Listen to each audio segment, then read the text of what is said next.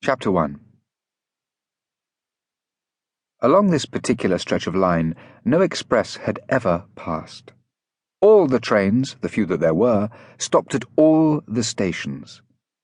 Denis knew the names of those stations by heart. Bull, Tritton, Spavin de la War, Knipswich for Timpany, West Bulby, and finally, Camlet on the Water. Camlet was where he always got out, leaving the train to creep indolently onward, goodness only knew whither, into the green heart of England. They were snorting out of West Bulby now. It was the next station, thank heaven. Denis took his chattels off the rack and piled them neatly in the corner opposite his own. A futile proceeding, but one must have something to do. When he had finished, he sank back into his seat and closed his eyes. It was extremely hot. Oh, this journey! It was 2 hours cut clean out of his life, 2 hours in which he might have done so much, written the perfect poem, for example, or read the one illuminating book.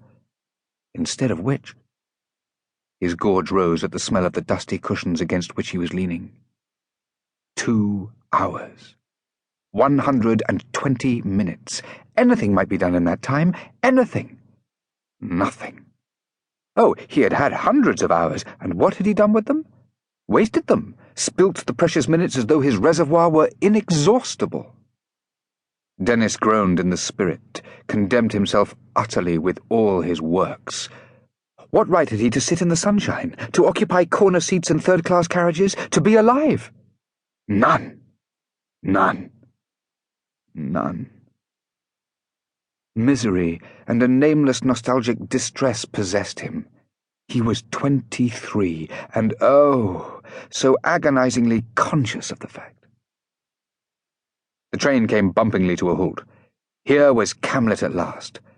Denis jumped up, crammed his hat over his eyes, deranged his pile of baggage, leaned out of the window and shouted for a porter, seized a bag in either hand, and had to put them down again in order to open the door.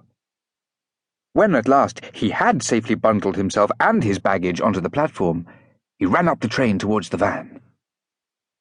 A bicycle, he said breathlessly to the guard. He felt himself a man of action. The guard paid no attention, but continued methodically to hand out, one by one, the packages labelled to Camlet. A bicycle, Denis repeated. A green machine, cross-framed, name of Stone, S-T-O-N-E.